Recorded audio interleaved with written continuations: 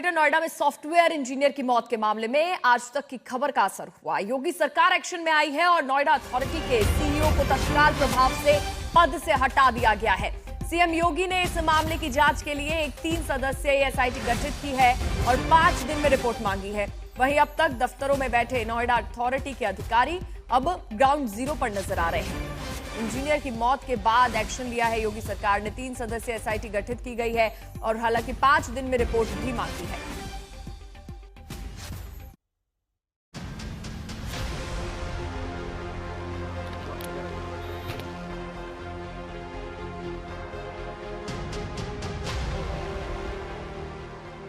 Greater Noida में युवा engineer की बेबस मौत ने देश को हिलाकर रख दिया है। दिल्ली से सटे ग्रेटर नोएडा में एक ठंडी रात में भ्रष्टाचार और लापरवाही के एक गड्ढे ने युवराज की जान ले ली। मदद के लिए उसकी गुहार अब लोगों के कानों में गूंज रही है। रेस्क्यू में देरी, प्रशासनिक लापरवाही और पिता के आरोपों के बीच पोस्टमार्टम रिपोर्ट ने भी मामले को संगीन बना दिया है। रिपोर्ट के मुताबिक युवराज की मौत दम घुटने से हुई है। इसका मतलब साफ है कि वो लंबे समय तक पानी में ऑक्सीजन की कमी से जूझता रहा। पोस्टमार्टम रिपोर्ट में हार्ट फेलियर का भी जिक्र किया गया है। डॉक्टर्स का मानना है कि लगातार तनाव, ठंडा पानी और सांस न ले पाने की स्थिति ने उसकी जान ले ली।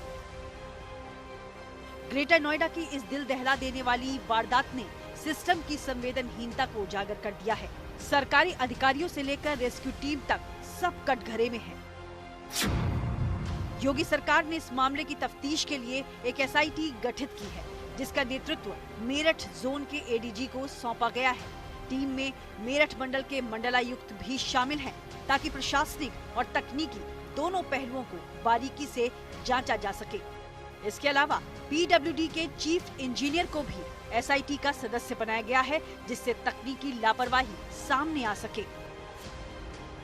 जो नोएडा में घटना हुई है, इंजीनियर्स की जो मौत जो डूब करके हुई है, पानी में बिल्डर द्वारा जो खोदा गया था बेसमेंट, उसमें पानी भर जाने के कारण, उसका बहुत दुख है।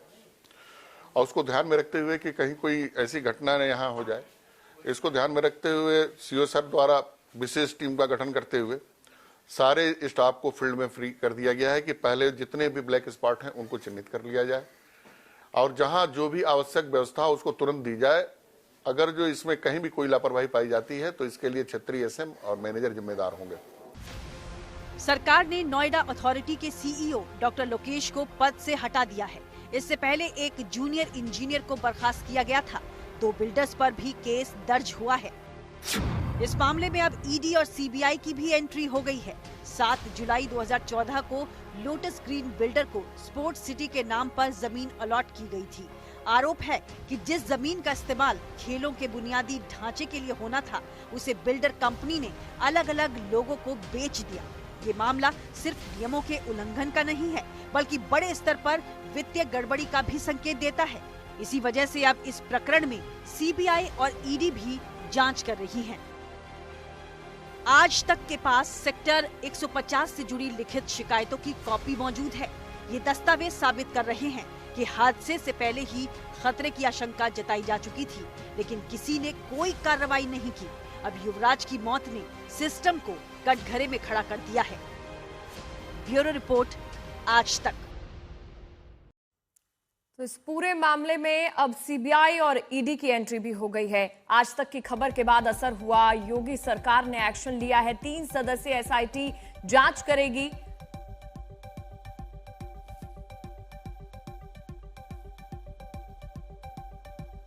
हमारे सहयोगी अरविंद हमारे साथ जुड़ गए हैं ज्यादा जानकारी के लिए। अरविंद, देखिए, अब एक्शन ले लिया है योगी सरकार ने। ऐसे में सीबीआई और ईडी की एंट्री के बारे में अगर समझे तो आखिर उनकी एंट्री कितनी ज्यादा अहम हो जाती है इस पूरे केस में?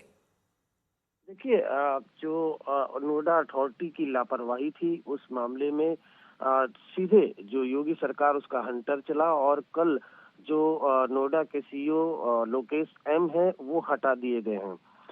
इस मामले में जो नोएडा पुलिस है उसने एक एफआईआर भी दर्ज की है जो बिल्डर है उनके खिलाफ, जिसके प्लॉट पर डूबने से जो होनहार इंजीनियर युवराज की मौत हो गई है। अब लगातार जो आज तक की मुहिम है उसका असर दिखाई दे रहा है। वो नोएडा अथॉरिटी के अधिकारी जो हमेशा दफ्तरों में बैठे रहते थे, अब वो दफ्तरों से निकलकर काम पर लगे हैं। जो भी ब्लाइंड स्पॉट है उसको चिन्हित किया जा रहा है, वहां पर लगातार एक्शन किया जा रहा है। उसके अलावा जिस प्लॉट में युवराज की डूबकर मौत हुई थी, उसका वो जो प्लॉट जिसका है उस पर पहले से ही ईडी और सीबीआई की जांच चल रही है।